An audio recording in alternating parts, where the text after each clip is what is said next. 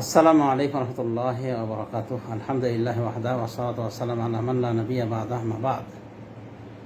সমাজ শুধু একটি গুরুত্বপূর্ণ বিষয় শেয়ার করার জন্য আপনাদের নিকটে হাজির হলাম এবং অতি সংক্ষেপে বলার চেষ্টা করব। বিষয়টি হলো এমন বিষয় যেদিকে আমরা অনেকেই কান দেইনি বা গুরুত্ব দেইনি, খেয়াল করিনি। বিষয়টি হলো যে লাইলাতুল কদর, এটি কি বিভিন্ন দেশ অনুযায়ী বিভিন্ন রাতে হয়ে থাকে, বিভিন্ন সময় হয়ে থাকে, নাকি লাইলাতুল কদর একটি মাত্র রাত? লাইলাতুল কদর একটি না একাধিক, এই হলো প্রশ্ন। এর সঠিক সমাধান হলো যে লাইলাতুল কদর একটি মাত্র।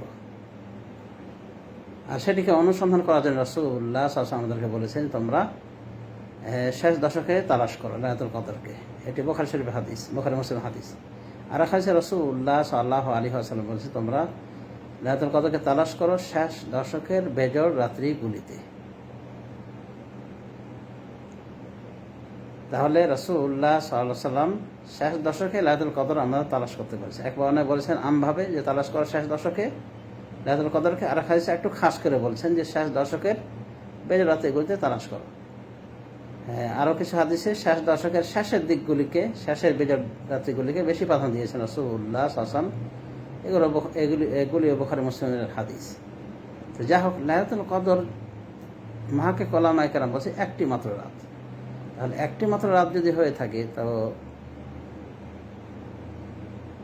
আমাদের দেশে 1 তারিখ, সৌদি আরবে আরেক তারিখ, অন্যান্য দেশে আরেক তারিখ, তাহলে কীভাবে লাইলাতুল কদরকে পাওয়া যাবে? এটা ভেবে দেখার বিষয় না?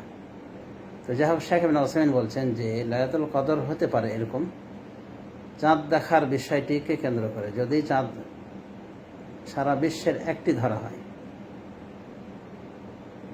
তাহলে প্রথম যে দেশে চাঁদ দেখা গেছে সে অনুযায়ী লাইলাতুল কদর হবে।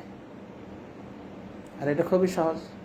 যেমন মরক্কোতে যদি চাঁদ দেখা যায় সর্বপ্রথম, সৌদি আরবের আগেও দেখা যায়, তাহলে কি মরক্কো অনুযায়ী লাইলাতুল কদর হবে। সুতরাং সেখানে বেজর রাত্রি লাইলাতুল কদর সম্ভাবনা, আর ওই রাত্রিটাই সারা বিশ্বময় ছড়িয়ে যাবে, ওটাই লাইলাতুল কদরের দিবস। সুতরাং ওই দেশে 21 হলো, যদি অন্যান্য দেশে বিয়ে হয়, 20 হয়, বা যাই হোক না কেন, এক কথায় লাইলাতুল কদর ওটাই রাত। শেখ ইবনে উসাইমিন বলছেন যে ওখান থেকে লাইলাতুল কদর শুরু হবে, সারা বিশ্বে ছড়িয়ে পড়বে, মানে সারা বিশ্বময় লাইলাতুল কদর চলবে। আর যদি ধরা হয় যে না, প্রত্যেক দেশ তাদের চাঁদের অস্ত উদয়ের ভিত্তিতে শ্যাম পালন করবে, এবং যেটা বাস্তবতা হয়ে আসছে, তাহলে এখন লাইলাতুল কদর কিভাবে পাওয়া যাবে? লাইলাতুল কদর একটি, দুটি তিনটি নয়, একটি মাত্র রাত। এবং ফেরেশতা মণ্ডলীরা ওই রাতে অবতরণ করেন ওই একটি রাতে। এখন লাইলাতুল কদর কিভাবে পাওয়া যায়? শেখ ইবনে উসাইমিন বলছে এই কথার ভিত্তিতে, দ্বিতীয় অভিমতের ভিত্তিতে বলা যায় যে লাইলাতুল কদর হবে উম্মুল কুরা থেকে, অর্থাৎ বেলাদুল হারামাইন আর শরীফাইন থেকে। মক্কাকে যেহেতু বলা হয়েছে উম্মুল কুরা, মানে সমস্ত বস্তি এলাকা সমূহের মা, মূল কেন্দ্রবিন্দু। তো যে এলাকাকে আল্লাহ রাব্বুল আলামিন মূল কেন্দ্রবিন্দু বলেছেন, সেখান থেকে শুরু হবে এই লাইলাতুল কদরের এই গুরুত্বপূর্ণ রাত। এরপর শেখ ইবনে উসাইমিন বলছেন, যেমন 21 রাত যদি লাইলাতুল কদর হয় সৌদি আরবে, তাহলে অন্যান্য দেশে যে তারিখই হোক, 22 হোক, 20 হোক, লাইলাতুল কদর কিন্তু চলছে, কন্টিনিউ হয়ে গিয়েছে। অনুভাবে যদি 27 তারিখ হয়ে থাকে সৌদি আরবে, তাহলে আমাদের বাংলাদেশ সহ বিভিন্ন দেশে হতে পারে 28 তারিখ, না 26 তারিখ, যেহেতু একদিন কম বেশি। আবার কোনো কোনো দেশে অ্যাডভান্স হতে পারে, যেমন মরক্কোতে 28 তারিখ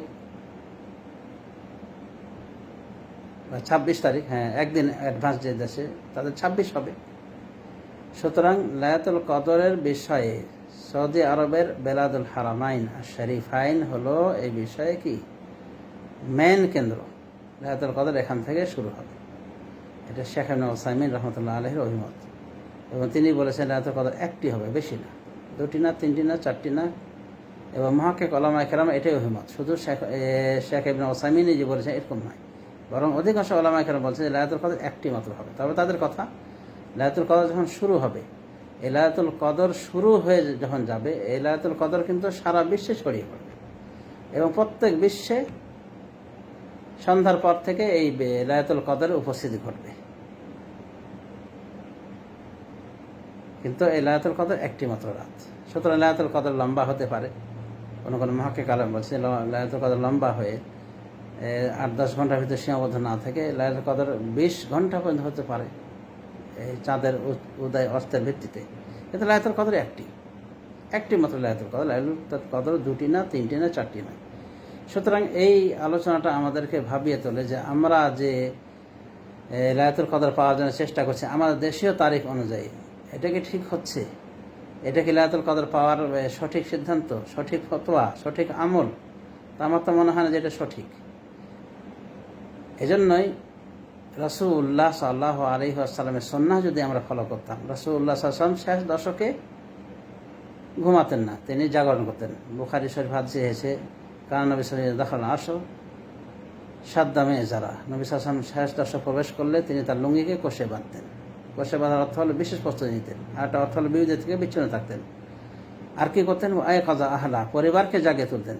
আহিয়া লাইলা, এবং তার রাতকে জীবন্ত করে রাখতেন, মানে সারা রাত জেগে থাকতেন, মানে জেগে ইবাদতবন্দি করতেন। এইভাবে যদি আমরা লায়াতুল কদর পাওয়ার জন্য শেষ দশকের প্রত্যেকটি রাত জাগরণ করি, কিয়াম করি, তাহলে আশা করা যায় শেখ ইবনে উসাইমিনের কথাতেও, তার ফতোয়া অনুযায়ীও লায়াতুল কদর মিস হবে না। কারণ সৌদি আরবে যদি 27 তারিখ লায়াতুল কদর হয়, তাহলে আমাদের 26 তারিখ আমরা পেয়ে যাচ্ছি, আর আমরা তখন তো কিয়ামরত রয়েছি।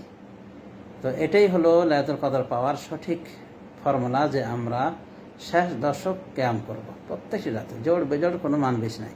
আর জোড় রাতও হতে পারে, সহিহ বুখারী হাদিস থেকে পাওয়া যায়। রাসূল এক হাদিসে বলছেন তোমরা শেষ দশকের বেজোড় রাতগুলিতে লায়াতুল কদরকে তালাশ করো। আর এক হাদিসে বলছেন লায়াতুল কদরকে তালাশ করো শেষ দশকে।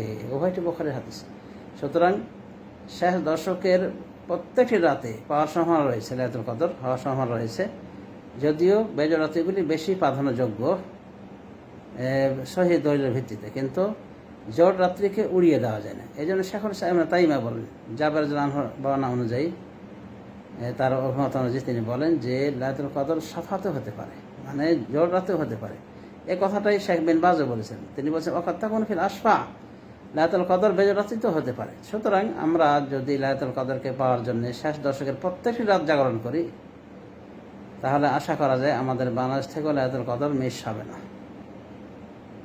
এমনকি যে কোনো দেশ থেকে আমরা যদি লায়াতুল কদর পাওয়ার জন্য নবী সাল্লাল্লাহু আলাইহি ওয়াসাল্লামের সুন্নাহ অনুযায়ী শেষ দশক জাগরণ করি, তাহলে আশা করি লায়াতুল কদর মিস যাবে না। আর যদি আমরা তারিখ ফলো করি যে আমার দেশের 21 তারিখ, 23 তারিখ, 25 তারিখ, 27, 29, তাহলে হতে পারে শেখ ইবনে উসাইমিনের ভাষায় আমাদের লায়াতুল কদর ফসকে যাবে, মানে হাতছাড়া হয়ে যাবে। আর হানাফি মহোদয়দের তো লায়াতুল কদর মিস যায় স্বাভাবিক, হয়তো কোনো সময় পেলেও অধিকাংশ সময় তারা পাবে না, কারণ তারা 27 তারিখকে ধরে রেখেছে লায়াতুল কদরের মানে বিশেষ দিন, এবং দেশীয় 27 তারিখ।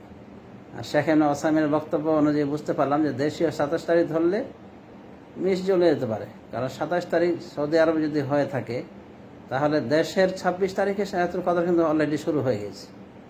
তো যাই হোক, মুহাক্কিক উলামায়ে কেরামের এটাই সিদ্ধান্ত যে লায়াতুল কদর একটি মাত্র রাত, এবং এটি একাধিক হয় না। সুতরাং যেখান থেকে শুরু হয় সেখান থেকে সারা বিশ্বময় ছড়িয়ে পড়ে। কাজেই আমরা সতর্ক থাকবো, সতর্কতামূলক আমরা শেষ দশকের সবকটি রাত্রি জাগরণ করার চেষ্টা করব।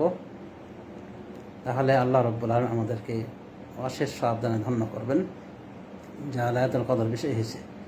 মহান আল্লাহ বলেন লায়াতুল কদর খায়রুম মিন আলফি শাহর, কদর রাত 1000 মাস থেকে উত্তম। 1000 মাসের গণনা করে দেখা গেছে 83 বছর, আরও খুচরা কয়েক মাস হয়, খুচরা কয়েক মাস বাদে দিলাম 83 বছর এবার। তা বলা হচ্ছে 13, মানে 1000 মাস থেকে উত্তম, মানে 1000 মাসের, মানে 83 বছরের ইবাদতের থেকেও উত্তম এই এক রাতের ইবাদত। সুতরাং আমরা লায়াতুল কদরকে পাওয়ার জন্য গঠনমূলক আমল করব। দেশীয় তারিখ বেজর দেখে যদি আমরা ফলো করি, তো মিস হওয়ার সম্ভাবনা রয়েছে। অতএব আসুন রাসূলের সুন্নাহ অনুযায়ী সুন্নাহ পালন করে আমরাও শেষ দশকে নিজেরা জেগে থাকি, পরিবারকে জাগিয়ে তুলি, এবং গঠনমূলকভাবে এই রাতের কিয়াম করি। আল্লাহ রাব্বুল আলামিন আমাদের সবাইকে তৌফিক দান করুন, যেন আমরা এই রমাদানের সিয়াম, কিয়াম, লায়াতুল কদর কিয়াম ইত্যাদি করে মহান রব্বুল আলামিনের মহান পুরস্কার লাভে ধন্য হই, জাহান্নাম থেকে নাজাত পাই, এবং জান্নাতুল ফেরদাউস দানে ধন্য হই। আমিন ওয়া আখিরু দাওয়ানা আলহামদুলিল্লাহি রাব্বিল আলামিন। আসসালামু আলাইকুম ওয়া রাহমাতুল্লাহি ওয়া বারাকাতুহু।